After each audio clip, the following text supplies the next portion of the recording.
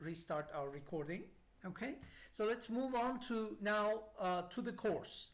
Okay, so what I'm going to try to do is go over our syllabus and then discuss some of the key aspects of the course.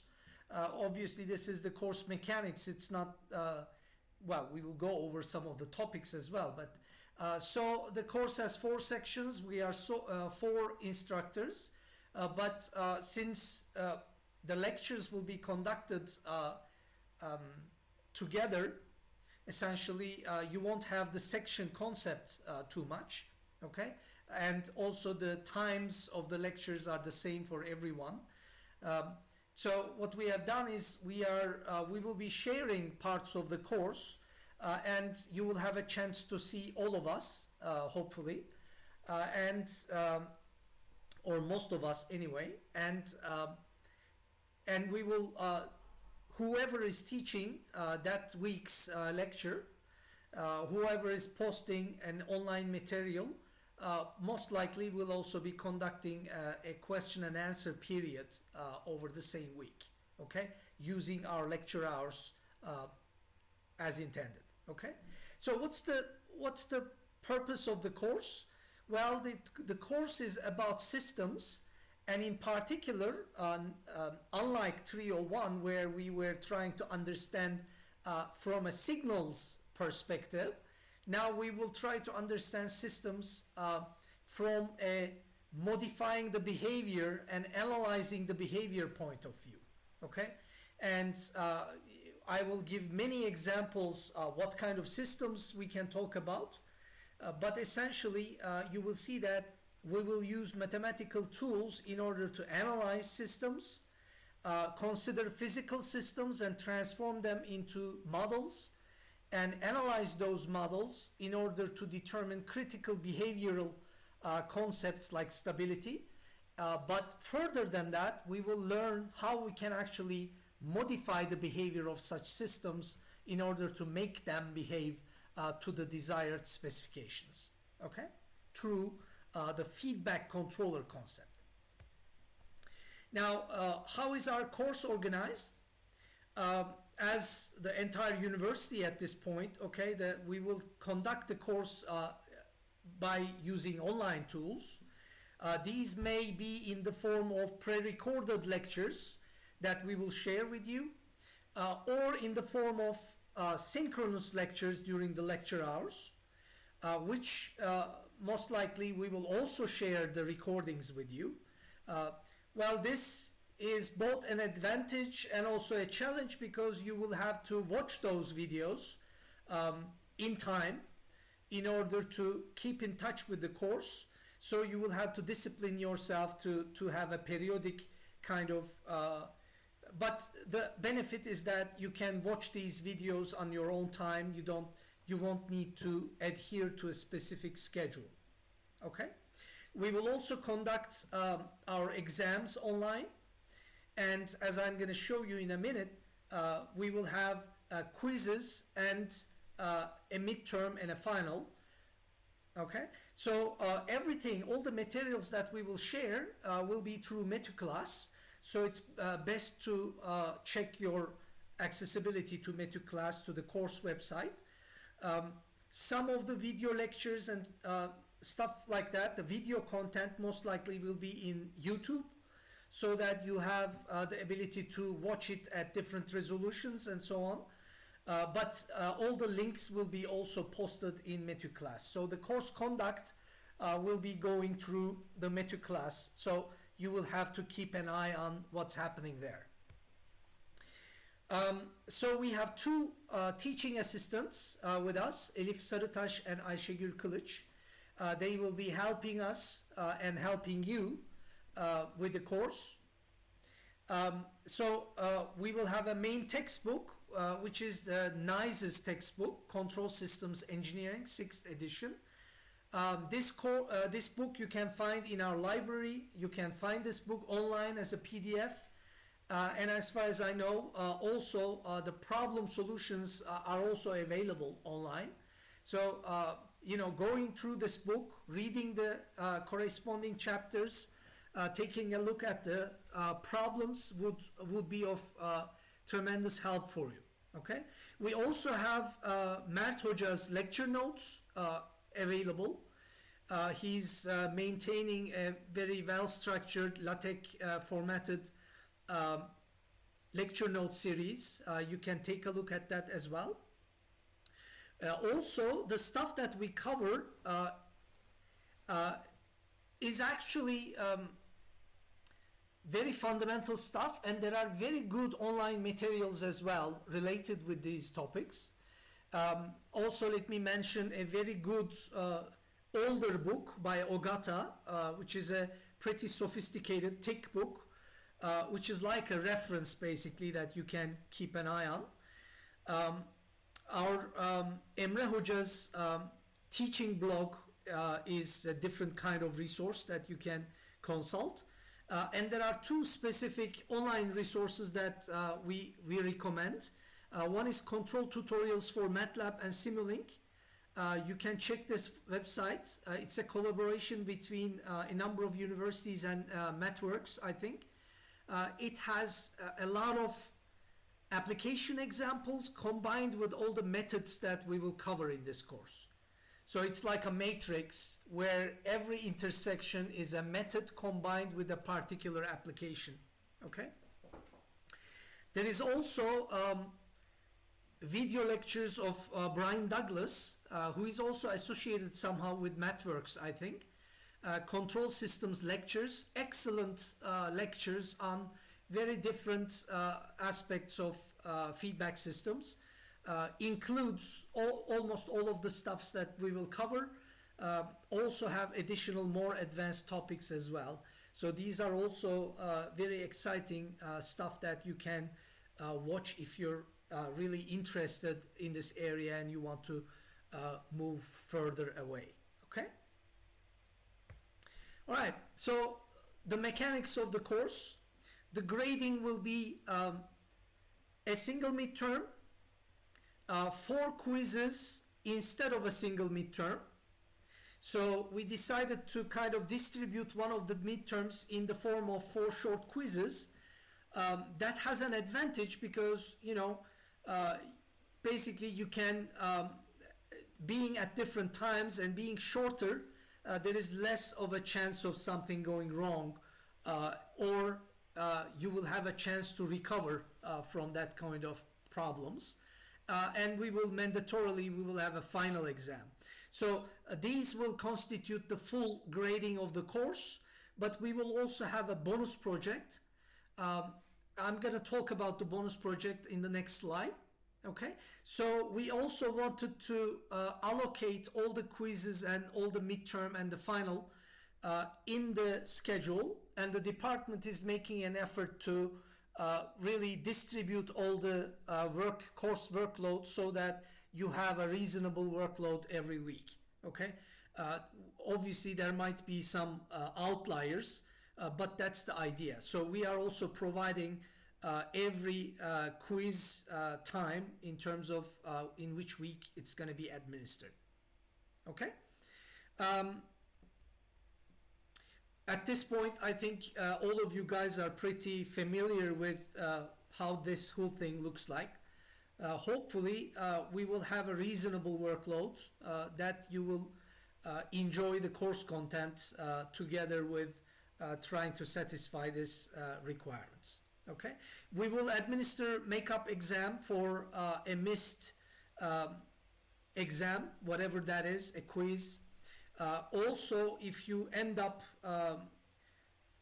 going through some kind of technical difficulties, okay, as long as you fail to access or complete a certain part of the examinations or quizzes, we will try to accommodate that problem. So you should really contact us as soon as possible if something like that occurs. Okay? Now, coming to the project, I told you that this was a bonus project.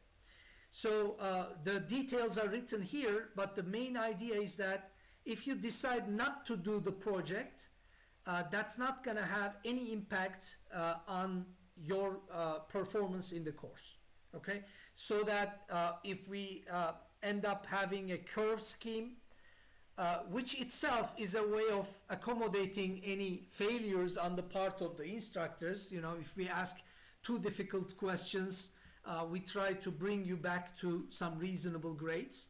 Okay, but essentially we will assign the grades, the letter grades, and then we will add on this bonus project points.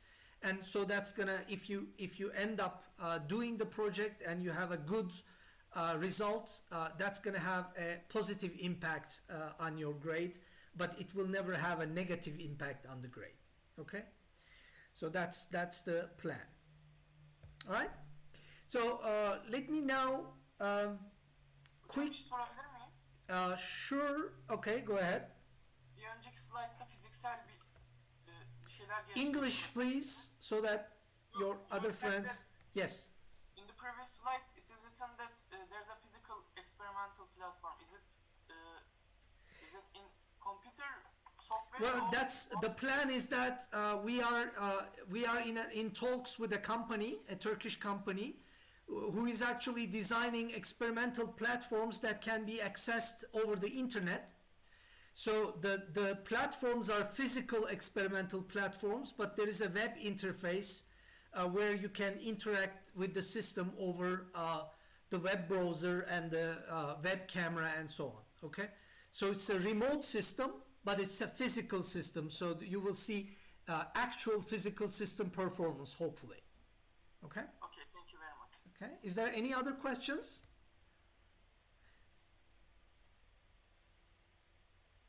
Any other questions with the course conduct, or you know this? Yes, who is speaking? Hocam, in which hour we are going to conduct the quizzes? First or second hours? We cannot say that right now, but we have our lecture hours. Most likely those lecture hours will not be utilized in full. So whenever we have, we are approaching one of the quizzes or a midterm, we will let you know in which part of our lecture hours we'll administer that. Okay, thank you. Okay? I mean, if it becomes critical for any one of you, you can write to us or tell us during one of our lecture hours, whatever, so that we can accommodate that problem, okay? As long as it's not conflicting with other students. All right? Okay, thank you, hocam. Any other questions?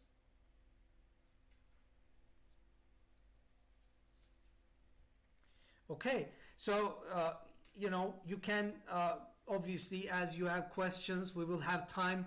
As I said, every week we will most likely have a Q&A session. If we don't have any online lecture, we will most likely have a question and answer session. That session is not only for course content related questions, it can also involve any other issues that we need to know about. Okay, so we will have time for you guys to express any concerns or any problems that you are having. Okay, so that's the mechanics. Let me also very briefly talk about the content. So we will have an introduction today, which is gonna lay out. It's gonna be more like a motivational lecture today, because we want you guys to feel excited, because we feel that this field is quite an exciting field of electrical engineering, and you will see that there are many interesting applications both in Turkey and abroad. So the way we will cover the course is that we will start by what we call the mathematical modeling. So the interesting thing about this part is that we will look at physical systems, be it electrical, electromechanical. In the later years, like next year, for example, we will also take a look at fluidic systems, thermal systems, other types of interesting systems. But here the idea will be to build mathematical models to be able to work on them further in order to analyze and design. Then we will move on to what we call time domain analysis. Here we will try to solve differential equation models, and we will see what kind of solutions they have and what kind of behavior we observe as the solution. We will also look at transient behavior. We will also look at steady state behavior, like after the transients die out. Okay? So depending on the kind of system, in the time domain analysis, we will see how this system behaves. If we apply an input, a reference input, a desired output, the output will have a certain behavior, and we will have some metrics, some numbers to characterize that behavior. Things like rise time, things like settling time, maximum overshoot, as well as steady state behavior like steady state error. These will be measurements of the behavior, and also these will become some kind of design specifications, because when we go from analysis to design, we will also use this kind of metrics in order to specify the desired behavior of the system. Okay? Following that, we will look at the concept of stability, meaning that if we characterize the behavior of a system, when do we call a system a stable system? When do we call it an unstable system? What kind of behavior does that represent? And mathematically, what are the tools to be able to determine that kind of behavior? Okay? If you're designing a car speed control system, a stable system would be able to maintain the speed that you specify. An unstable system would accelerate in an unbounded manner, or would come to a complete stop, so it will not be able to execute the desired behavior. Okay? So we will see what are the mathematical constraints for such behavior, and we will introduce some tools, specifically mathematical tools, in order to analyze, to determine the stability behavior of these systems. Okay? We will follow that. In the fourth section, we will also start talking about what we call PID controllers, the proportional integral derivative controllers. These are very popular in industry, and some of you who are interested in robotics as a hobby, dealing with embedded systems, some electromechanical systems, might have already heard about PID controllers. So we will start looking at PID controllers from a mathematical perspective. We will see how we can analyze them, how we can characterize their behavior, what it means, the different components of a proportional integral derivative controller. So, and the analysis of PID controllers will be an ongoing process. Okay, we will come back over and over to this, even in the fourth year courses as well. This is going to be followed by frequency response analysis, where instead of looking at the time domain, and instead of looking at, we will start looking at the system in the frequency domain, in the complex frequency domain, and also in the purely imaginary complex domain. Okay, so we will define something called the Nyquist criterion. We will revisit Bode plots. We will see how Bode plots related to the system behavior. Okay, and then we will follow that by how we can actually design in the frequency domain, how we can specify relative stability of a system in the frequency domain over the Bode plots. Okay, this is going to be followed by a range of controllers that we call compensators. The lead and lead lag compensators are the types of controllers that force the system into a certain type of behavior. More specifically, they are used to improve the stability of a dynamic system. Okay? These will be followed by the state space concept, the state of a system. We will see that this is primarily a time domain approach. So we will spend some time in the frequency domain, in the S domain, in the j omega domain, and we will come back to the time domain, the domain of differential equations, and we will introduce the concept of state space, how we can model a system in the state space, and how we can analyze the behavior, how we can put a system into a desired state space formulation, and how we can design controllers, under what circumstances we can control a system, under what circumstances we can actually observe the states of a system, and some related auxiliary systems like observer. Okay, so that's going to be the last part of 302, which is the all the methods and techniques in the state space. Okay, and one thing to note is that this course is about linear systems.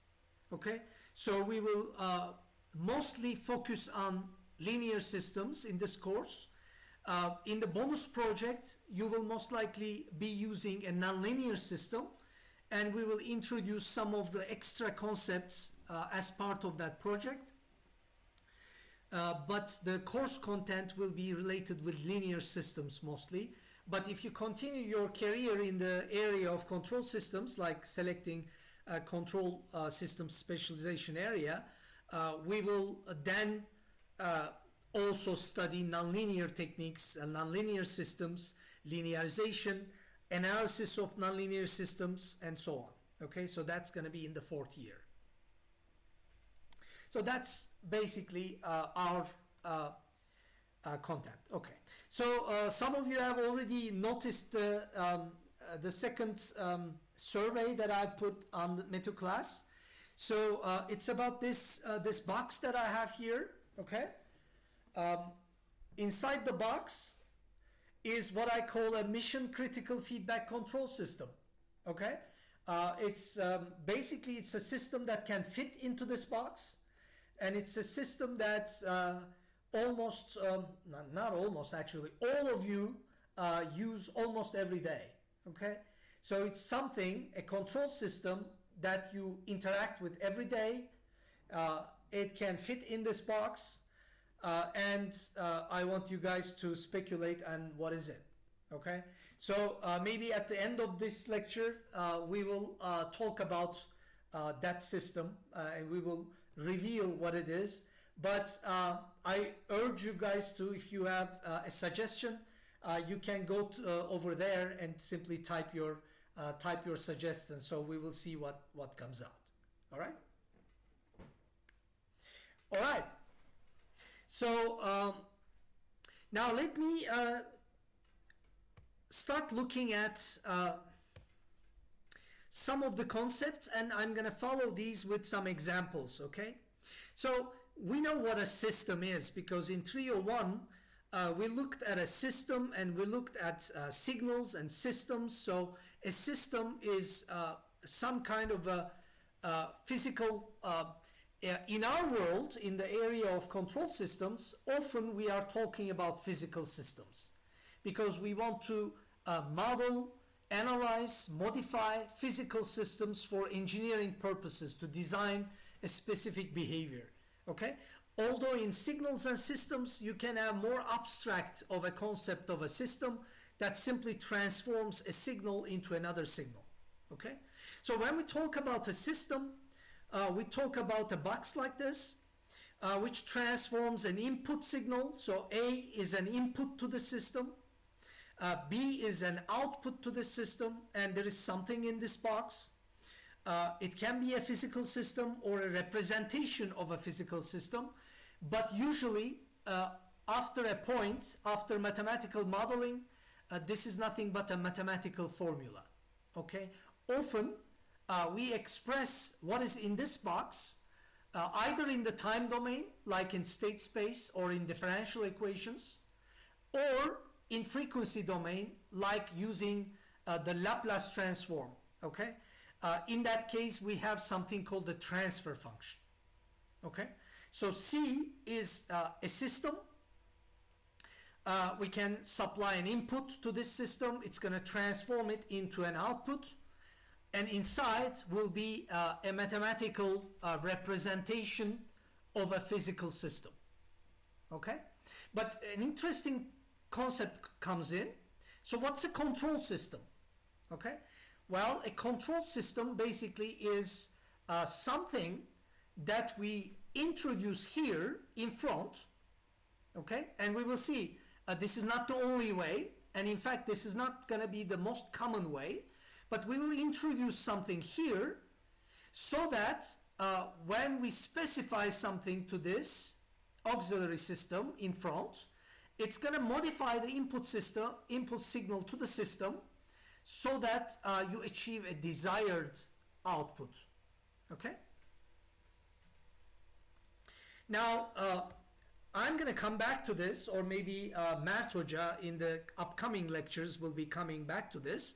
But if you only place something in front of a system in order to change the input, and this is the only thing you do, this is called an open loop system. Open loop because you don't do anything by observing the output. By contrast, we have a concept called a feedback system.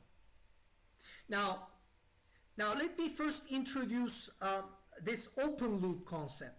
Okay, now one of the very early control systems was in the area where people tried to monitor the passage of time. Essentially, they tried to build a clock, and the way they tried to build a clock was by building essentially a water clock. The first water clock was like illustrated here, okay, like a sand clock. Okay, so there was a water reservoir at the top. There was a very small opening at the bottom of that reservoir, and water was dripping to the bottom reservoir. And because there is a constant flow, okay, constant quote unquote, therefore as the water accumulates at the bottom, you will be able to measure the time. Okay, now there was a fundamental problem with this. Can one of you guys tell me what the problem is? So you know that passage of time is basically linear in the sense that the time flows uniformly. It doesn't have any different rates of flow. Okay, so what's the problem with this first approach to measuring time? As the time passes, pressure of the water changes and the flow of water changes. Okay, who is speaking? Mehmet Hekimoğlu. Okay, Mehmet, that's correct, right? If you consider this, initially the pressure at this opening will be the highest, therefore the water flow will be the fastest. But as the water level drops, the pressure drops meaning the flow slows down, therefore there is a non-uniform time varying rate of flow, and therefore just looking at the level of the liquid at the bottom is not you need to calibrate. There is a nonlinear rate of flow, and there is a nonlinear rate of flow of water, therefore you cannot accurately measure time. Although obviously you can have a lookup table, you can tabulate, you can do many things. Okay, but this problem was the first time, I believe, a feedback concept was introduced, and I'm going to show you on the next slide the system that was devised. Okay, this is a water clock with feedback, and I want you guys to spend maybe a couple of minutes to look at this diagram. Here there is the concept of measuring the output, okay, and there is the concept of feedback, and you guys tell me how that works. Okay, just spend a couple of times looking at how it works, and then you guys will tell me, or at least suggest why this is a better time water clock.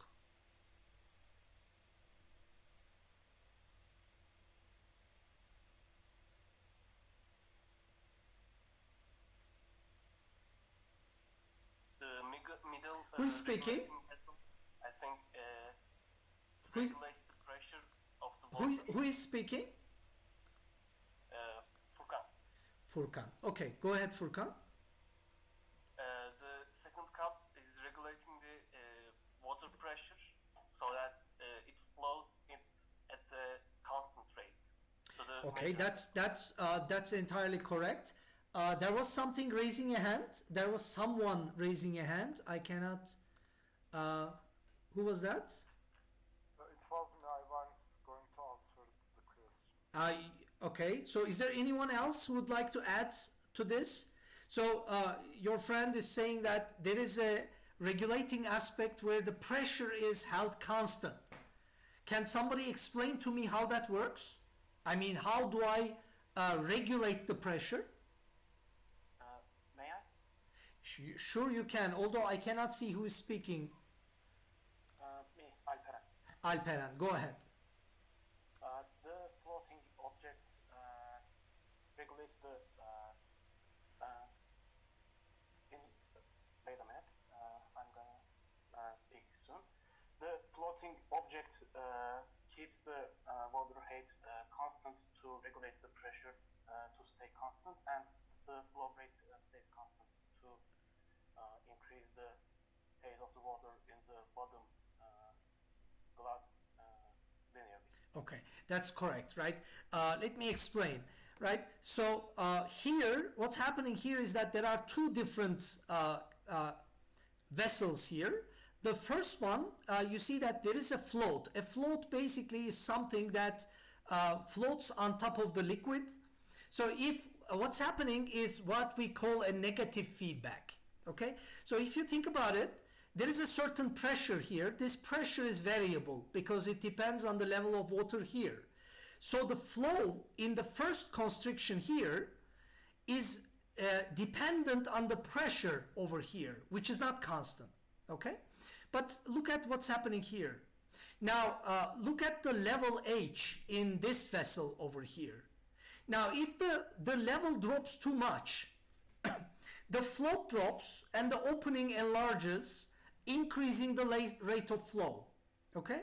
So that means the level of the liquid will rise faster. If the level of the liquid rises too much, the float will basically plug the opening, restricting the water flow. Therefore, the level will drop.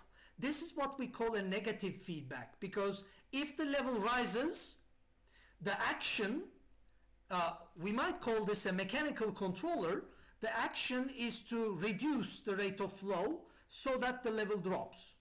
If the level drops, the action is to increase the flow so that the level rises. So this is a negative feedback, because if the level drops, it acts to increase it. If the level rises, it acts to reduce it. Okay, so there is a negative action as a result of this float. So the end result is that you get almost a constant level in this first regulating vessel, and a constant level here means a constant pressure here at the opening that really measures the time. So if you have a constant pressure here, you have an almost constant flow rate, and that means this scale will be rising at a constant rate. And that becomes essentially a better water clock, okay? And it actually has the concept of a feedback, in fact, a negative feedback. And it's maybe the earliest control system. It's a mechanical, in fact, a hydromechanical control system. All right? Okay. So now,